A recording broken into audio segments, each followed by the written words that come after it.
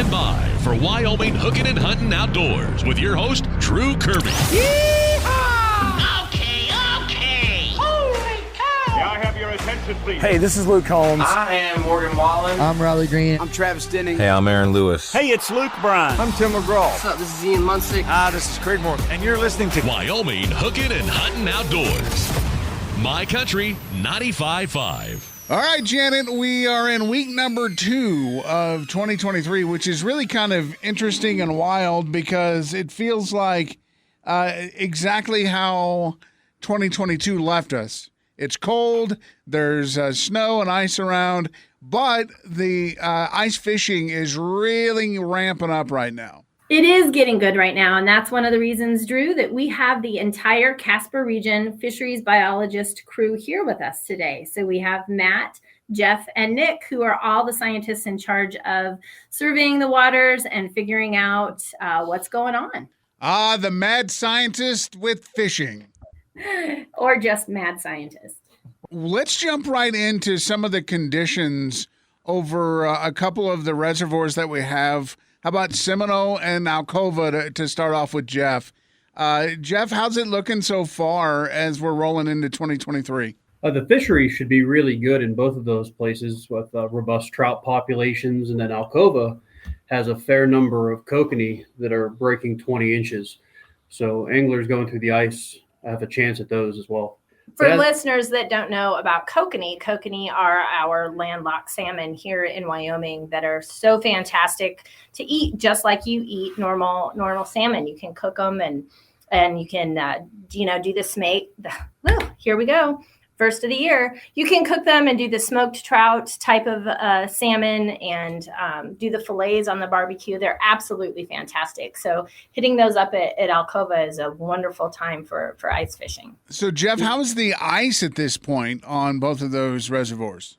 I mean, some of the places that we've been out in the Casper region, we found kind of like surprisingly poor quality ice with kind of like a grayish or milky, like punky top to it with clear ice on the bottom. So anglers should still be really careful to check the ice as they walk out every so many yards, drill another hole or take your spud bar and check the depth. So, but I mean, 6 inches, 8 inches of ice in some of these places is not uncommon. When you have that grayish ice on top of clear ice, how thick does it need to be at that point so that you can ensure that you're safe? We recommend no less than 4 inches of good clear ice for people to walk out on just by themselves, not with a vehicle of any type.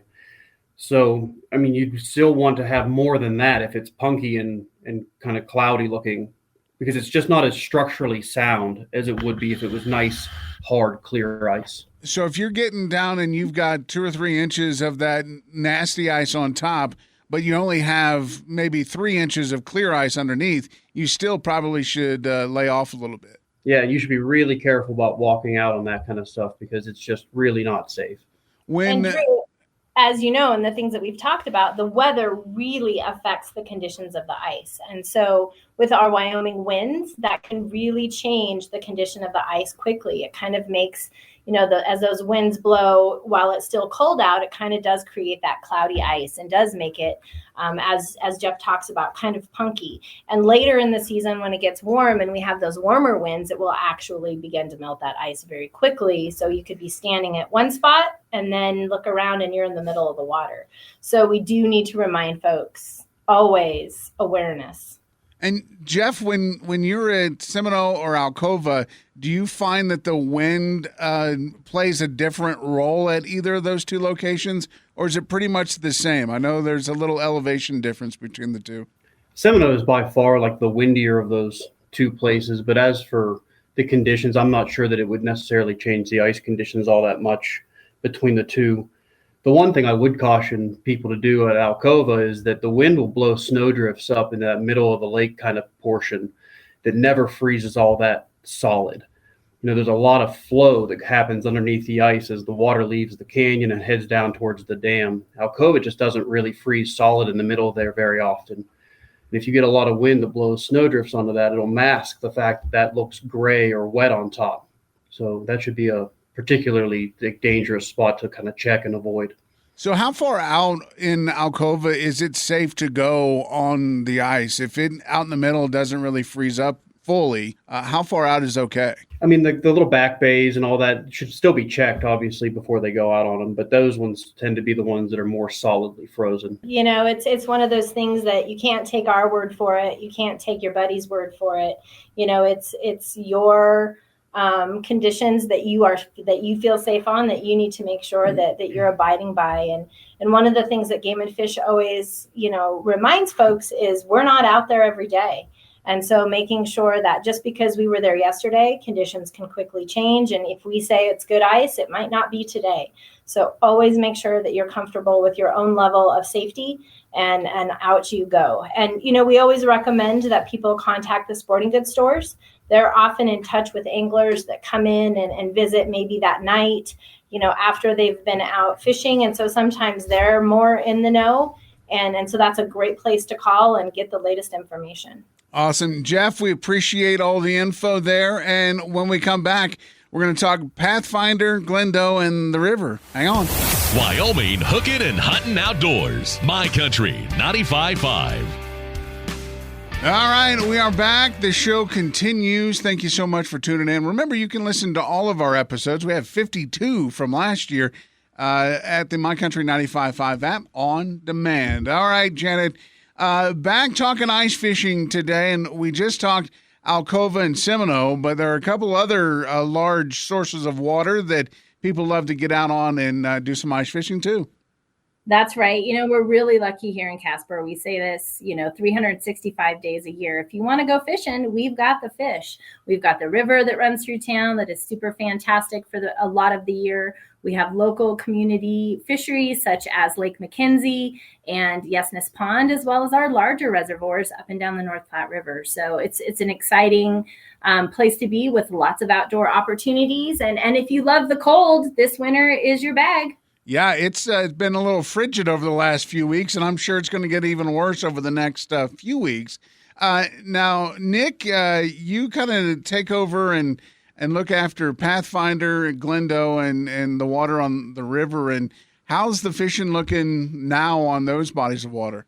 Yeah, Drew. So Pathfinder in particular, I think anglers should expect to see high abundance of generally smaller walleye. And then coupled with that, we have had lower catch rates of trout in that reservoir recently, but the ones that are there are generally quite big.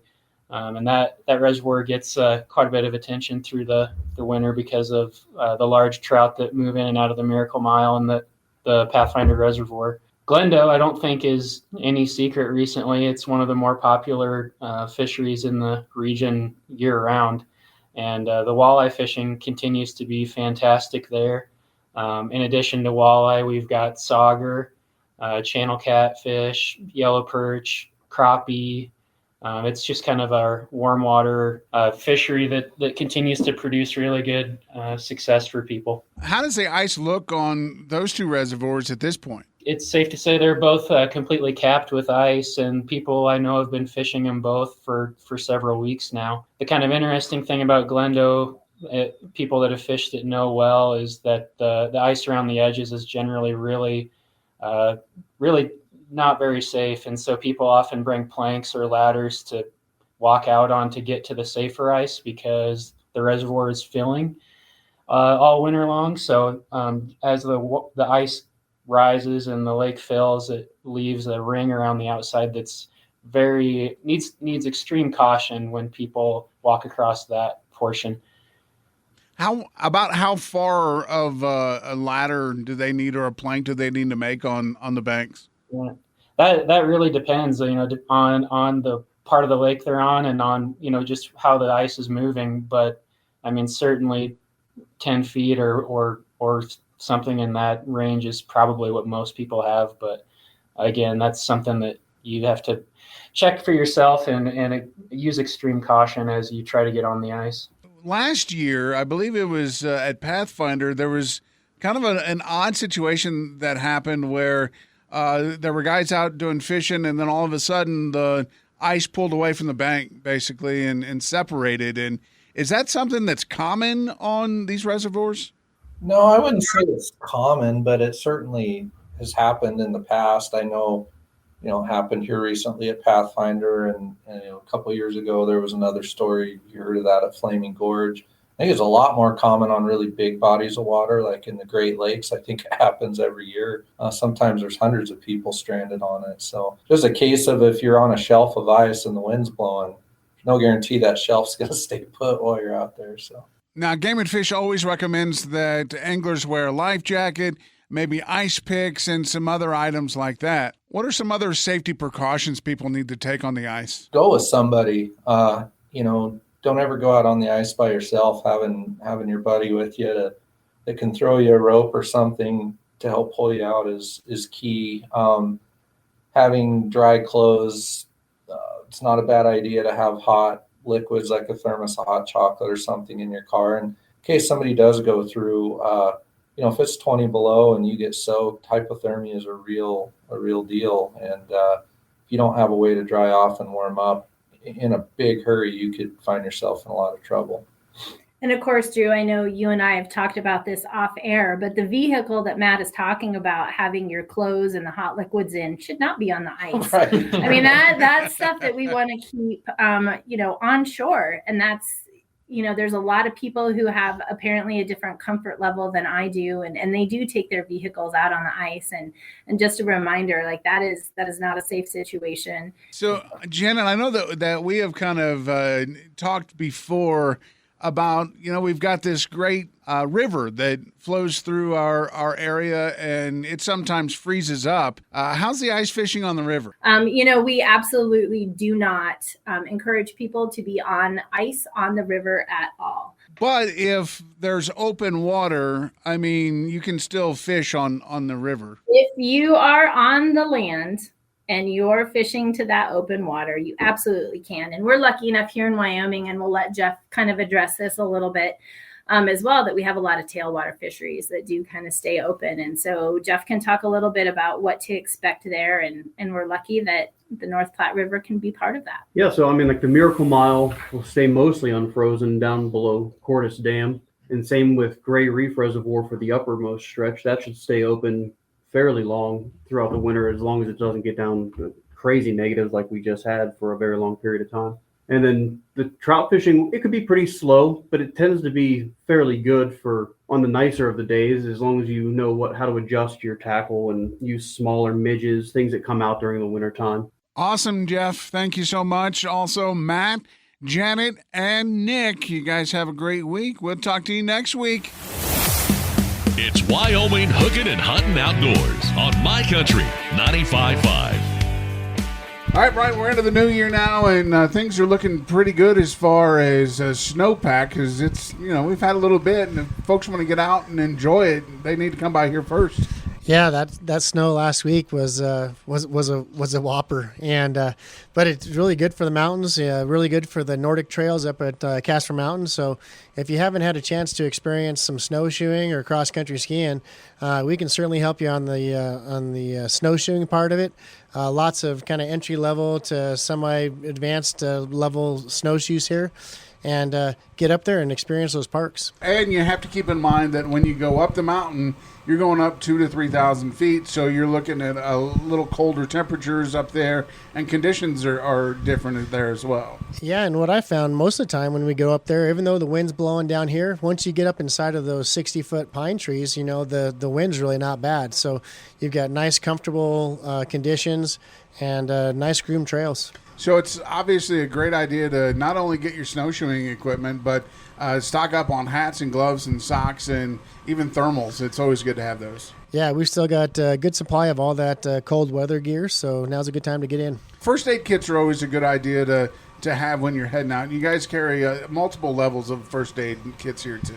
Yeah, we carry kind of more of a basic kit, but we carry a lot of individual items that can be used to make a good safety kit. So, if you just get yourself a nice little storage tote that you're going to put in the back of your truck where you can have your blanket. Maybe you put a space blanket in there. Maybe you put a fire starter, some waterproof matches, maybe a little propane stove, a jet boil or something like that.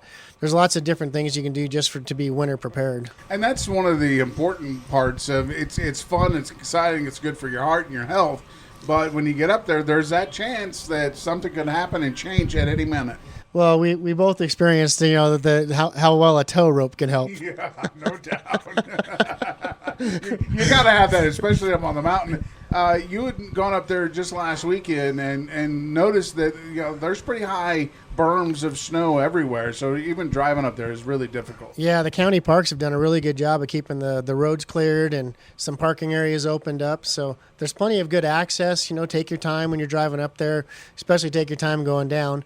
But, they're doing a good job keeping them plowed, and there's lots of access up there. And if you haven't been up yet this year and you're thinking about loading the family up and taking your snow machines or your side-by-sides up, don't forget to get your new stickers. Yeah, we've got all those new snowmobile and ORV tags, all that kind of stuff that you'll need.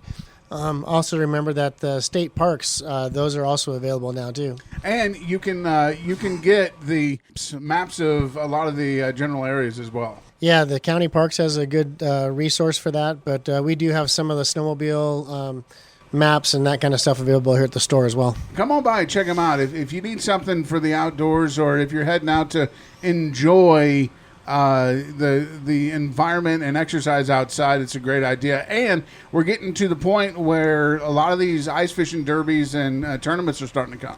Yeah, I think the first one that I saw, I think there might be one in Matitsi before this weekend, but the 21st and 22nd, I think, is the Boys and Ice Derby. Right, yeah. And that's kind of one of the bigger events in the area. And then the Hog Derby is coming up. That's the first weekend in I think February 6th or something like that. Yeah, if you're not prepared, you're not ready to get out and get on the ice, come on in and make sure that you have everything you need at Rocky Mountain Discount Sports.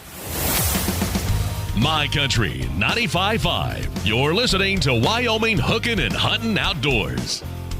All right, Brian, we are back, and you've done some great bird hunting this year. The geese have really been moving, and we've had some weather. I guess it's been interesting weather-wise, where it got cold, it got really cold, it warmed up a little, and it got cold again, and birds are confused. It's definitely affecting the bird patterns and what they're doing. I mean, obviously through town, it's been pretty iced up. There's a few patches of open water, and you'll see birds sitting on those, but where you can find a lot of open water, there's typically a lot of birds. When you get outside of town, like you just mentioned, it's interesting how the mountain plays such a role in weather inside Casper. I remember the 3-foot snowstorm a couple of years ago where Bob at Riverbend said that there were only a couple of inches there. It's so interesting. Yeah, and then, especially when you get out there in those open plains, the way that wind affects it and blows off, those fields, or as long as you can have access to it, but that open water from below Gray Reef stays open for quite a while through there, so gives those birds a nice resting place. Now, when you have a situation where it got negative 22 and then negative 50 with the wind chill, and then it warms up above freezing and the kind of thaws out a little, is it frozen enough at that point that the birds are still looking for places to go, or will it melt off enough to give them a chance? It just depends. I think even after this last storm, we had a few more birds pushed down south. So we lost some of the birds that we had here, but as long as they've got feed and as long as they've got open water, we're gonna have birds stick around. So we still have a good number of birds. As we start getting later in the season, the birds start doing some really kind of crazy things. Like you would expect them to be in oat fields or corn fields, but a lot of times we find them out in the sagebrush, just eating whatever green stuff that's coming up through the ground, and just in some of the most bizarre, oddest places. So, do you find that to be maybe they're catching on, where they're getting shot at? Or? No, it just happens every year, and I can't explain it. I don't know if it's because maybe cattle have been feeding through there, or maybe it's a wet drainage of some sort of that's just creating, the green weeds or grass to grow up faster. But it's just different. I don't necessarily think it's because of hunter pressure, but maybe they need more gravel that time of year, so they're looking for more of a gravelly substance for their cross. So when you're out with a group of guys, and you hunt with a few guys, and you're in the blind, and you start seeing these big groups of birds like you're seeing, what kind of a call are you sending out to those birds? Is it a feed call, or is it a come on over and play, boys? That's the tricky part, right? So we hopefully we're set up on the X, right? We want to be in a field that they're on. Now, if we're running traffic, as they say, we're in a field where we can't be in the field that the geese are in, but we can intercept them and we can put out a really big spread, then we might call the heck out of them. But typically, if we're in a field where the birds have been using it on a regular basis, a lot of times we're not calling at all. Sometimes we're just doing a few clucks here and there. I really believe in using a flag, so I'll flag those geese almost all the way till their feet are down in the blind.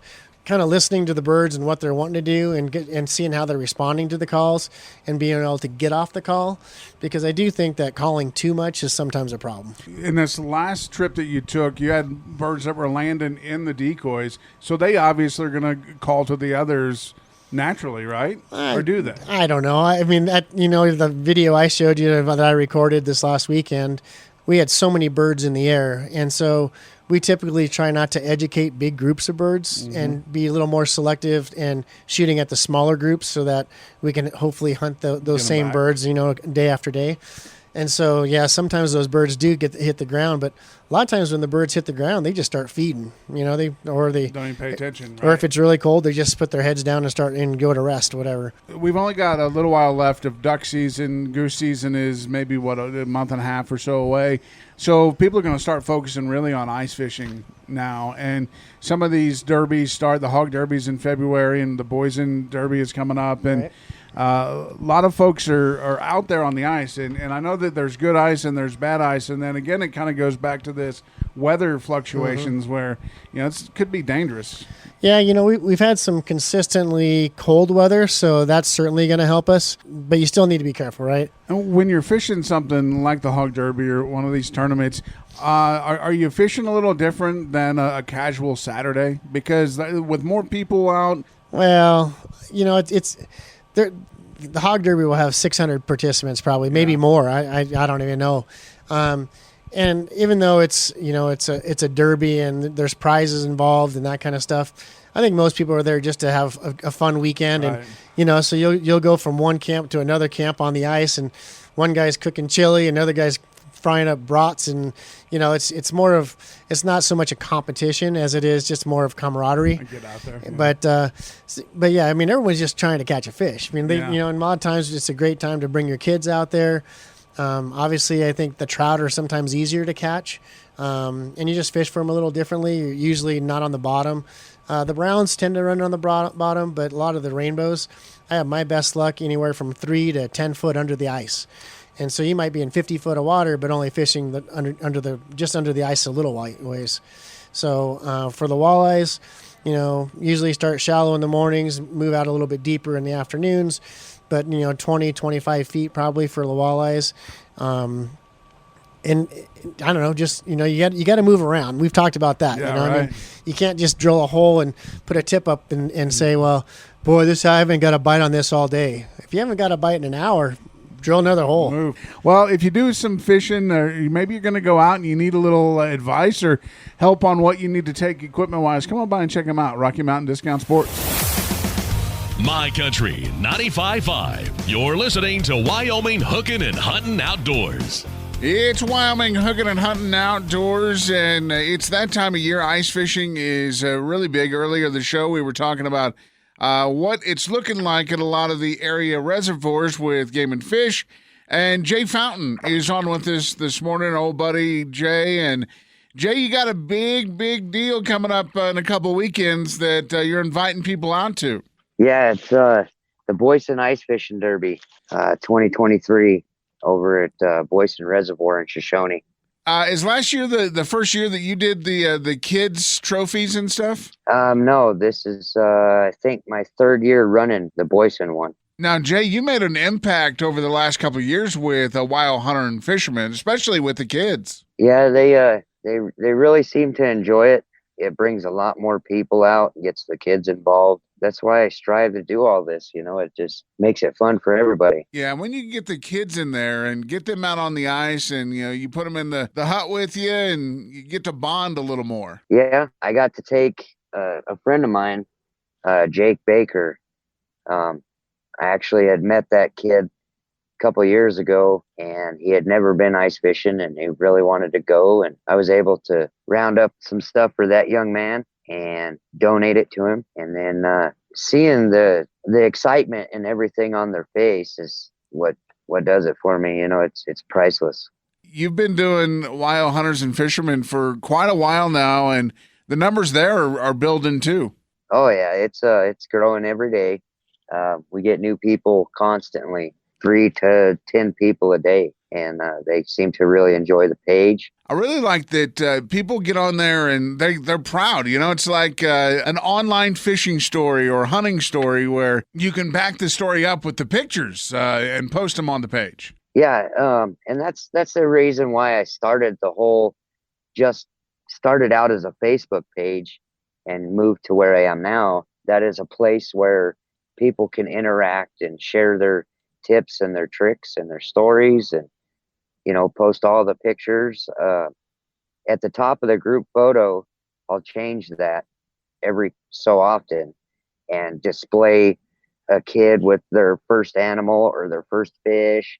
It just, that way they get bragging rights. They get to see themselves at the top of the page, and everybody gets to see it and comment on it. So obviously, if you haven't yet, get over and like it, Wild Hunters and Fishermen on Facebook. And Jay, what's the story for this fishing tournament coming up 20, 21, and 22 of January at Boysen? It's put on by B&K Shoreline. It's a bar and eatery over in Shoshone, and it's so fun. There's so many different species of fish that you get to target and try to win it with. They do a great job of hosting it. There's a whole bunch of door prizes. Ultimately at the end, you get to win big fish on every species of fish. You got crappie, perch, walleye, trout, and ling, all really edible fish. It's a great fishery over there. Super fun for the kids. Last year, Hunter Shepner, he won with an 8-pound ling. He won my big fish for the youth. And then I can't remember the girl's name, but she won the small fish with a 1-ounce crappie. Now that's a little crappie. Yeah. She didn't even know it was on there. That minnow that it was trying to eat was bigger than the crappie. I was about to say that's a minnow size there. Now, the one thing that I really like about it is it's only $10 per person to register for this tournament. So really, it's a full weekend of fishing fun just for $10. You do your $10 ticket, and then your name goes in a bucket to win a door prize. So I mean, it's almost like everybody there wins something. Plenty of opportunities and a great time to get out there. Now, Jay, have you gone over and done any scout fishing at Boysen? Yeah, I actually just spent 3 days and 2 nights on the ice over there. And I caught I measured it wrong. I just set it on my board, but I caught my biggest fish to date. It was a 28 3/4 inch catfish. Wow. Yeah, that was pretty cool. Jay, how are the ice levels at Boysen? Everything frozen? Well, everywhere that I went, it was good, safe ice, and it was 10+ inches. Oh, nice. Everywhere that I personally went. If you're going to be going to the tournament, make sure that you read the regulations, follow all the Game and Fish stipulated regulations, the regulations of the tournament, and just use caution. All right, it's the Ice Fishing Derby at Boysen, January 20, 21, 22. Get over to YO Hunters and Fishermen on Facebook to get more information and join up on the group. So, Jay, thanks so much, and good luck over there at Boysen. Yeah, thank you. Have you hooked a big fish or harvested a beast of an animal? Let us know all about it at the My Country mobile app. You're listening to Wyoming Hooking and Hunting Outdoors.